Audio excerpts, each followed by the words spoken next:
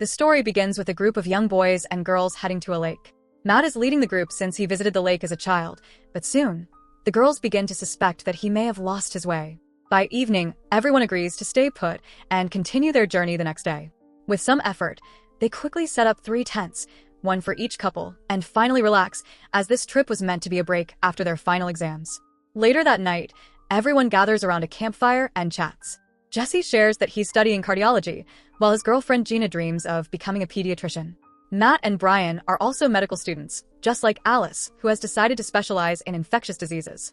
Only Jules is from a different field. She's Alice's girlfriend and is pursuing a degree in history. Their laughter and conversations suddenly stop when a strange, eerie sound echoes through the forest. Jesse suggests it might be a lost dog, but the others disagree. He insists it sounds like a bite, which makes Gina uneasy. To add more tension, Matt explains that there are many wild animals in the forest, wolves, bears, and more. Jesse tries to calm Gina, saying those animals are stupid and usually more afraid of humans than people are of them. But when Jules notices Gina wearing a branded coat, she jokingly says that the animals might want to take her skin back. Gina doesn't appreciate the joke, storms off to bed, and Jesse follows her angrily. With that, the campfire gathering ends.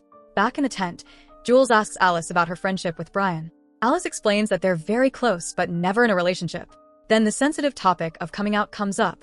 Alice shares that she grew closer to her father after her mother's death, but she knows he would never accept the truth about her. Meanwhile, in another tent, the others discuss Alice and Jules. Gina feels a bit insecure because Alice once lived with Jesse. Amid the conversations, Matt gives Brian an engagement ring. She becomes emotional and immediately says yes. After some time, Matt steps out to use the restroom. The night is still and quiet, making every movement in the forest easy to hear. Suddenly, Matt hears a strange sound. Out of nowhere, a humanoid-like creature comes running on all fours and pounces on him so quickly that he doesn't even have the chance to scream. The creature throws him down and rips open his stomach. Back at the camp, Brian is admiring the ring when she realizes Matt hasn't returned. Concerned, she takes a lamp and goes looking for him. A short distance away, she sees a horrifying sight. A monster is eating human flesh. When she looks closely, she realizes it's Matt's body. Her blood runs cold as the creature lifts its head and stares directly at her. Terrified, Brian screams. Hearing the scream, the other 4 rush out with lamps to investigate. Soon, Jesse and Alice find Brian unconscious on the ground with injuries on her face, but thankfully, she's still alive. Alice panics, saying they must get her to a hospital. Just then, Jules spots a lamp lying nearby, and when she picks it up, its light falls on Matt's mutilated body. Everyone is horrified. They quickly carry Brian back to the tent. Alice tells Jesse to find a first aid kit from their belongings. Gina, trembling with fear, worries the monster might return at any moment. Alice then tells her girlfriend, Jules, that she'll stay with Brian overnight, so Jules should sleep in another tent. Upset, Jules reluctantly goes to Matt's tent, unaware that Matt's body is rising on its own outside at that very moment. The next morning, Alice wakes up to the voice of a stranger. His name is Bill Tolbert, a man who lives alone in a secluded cabin deep in the woods. He offers to help and suggests they bring Brian to his cabin, where he has plenty of emergency supplies. Grateful, the group carries Brian there. At the cabin, it's decided that someone needs to head toward civilization to get help. Jesse and Jules volunteer, while Gina stays behind with Brian, who has now regained consciousness but is devastated by the death of her fiancé. Meanwhile, Alice takes Tolbert to the place where Matt's body was last seen.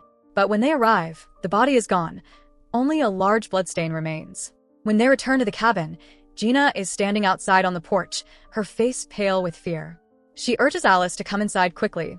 Brian's condition is now deteriorating. At the same time, Jesse and Jules walk through the woods. Jesse keeps moving until they spot a dead rabbit hanging from a tree. Shocked, they wonder who could have done it. Jesse then tells Jules that he hates her, believing Alice doesn't really like girls. Angered, Jules pushes him, and Jesse falls into a bear trap.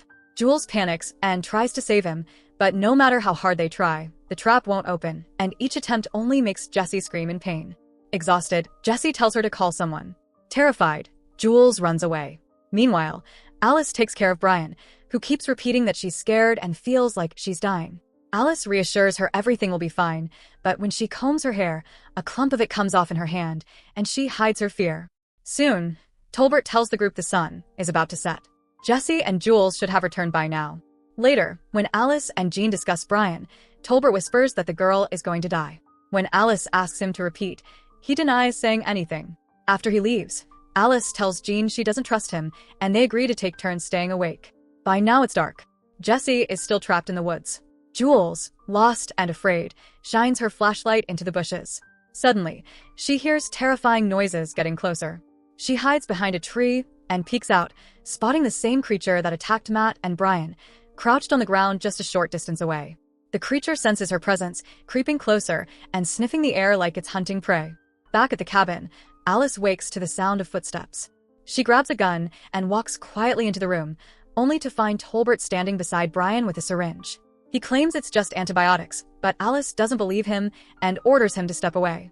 After a tense standoff, Tolbert lunges toward Brian's neck. Alice fires, grazing him and knocking him unconscious. The gunshot wakes Gina, but in the woods, Jules seizes the chance to escape when the creature finally moves away. Later, Alice and Gina bandage Tolbert's wounds. Strange noises echo outside. Frustrated, Alice steps out to investigate, leaving Gina behind. In the distance, the creature stands, watching the cabin. Just then, Tolbert wakes and reveals the truth. Brian has been infected with a virus and will soon no longer be human. He urges Gina to shoot her friend before it's too late. Panicked, Gina fires by mistake, hitting a bookshelf. Amid the chaos, Tolbert escapes, running straight into Alice on the porch. Gina explains what he said, but Alice dismisses her. Soon after, Alice discovers a trapdoor under a carpet. Down in the basement, she and Gina find a chained bed and bottles of strong medicine. Alice realizes Tolbert must have kept someone locked there. Suddenly, knocking echoes from above. Alice rushes upstairs with her gun.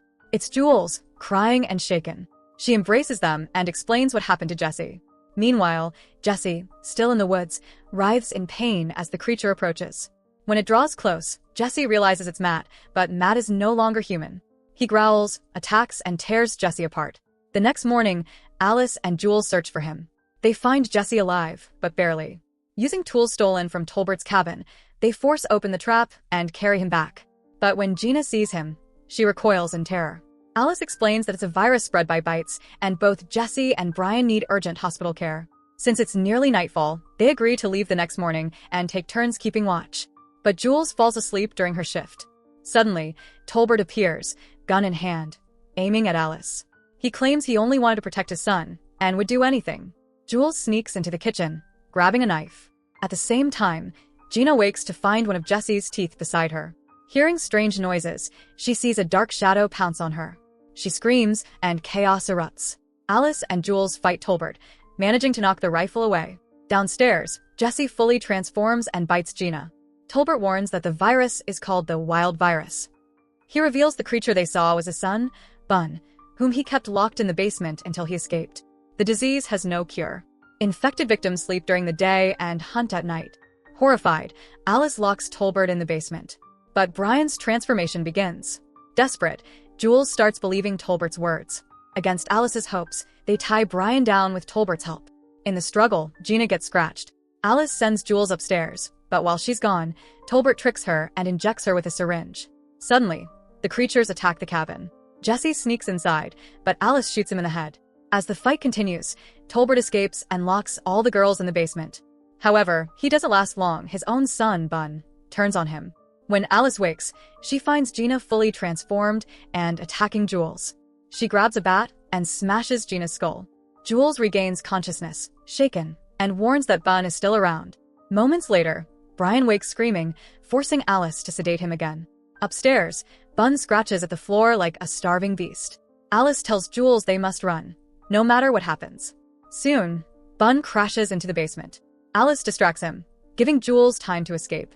She grabs a gun and shoots him, but outside, Jules is already cornered by another creature. Alice arrives just in time, firing and saving her. But then, she sees Jules has been scratched on the stomach. Crying, Jules begs Alice not to let her become a monster. She doesn't want to live sedated or infected. The two sit together until sunrise. Finally, with trembling hands, Alice gives Jules the gun and steps back. A single shot echoes. Alice breaks down but gathers her strength, walking toward town. Back at the cabin, Brian slowly wakes again, still alive, but not for long. So that's it. Hope you enjoy the story. Subscribe and press the bell icon for more videos.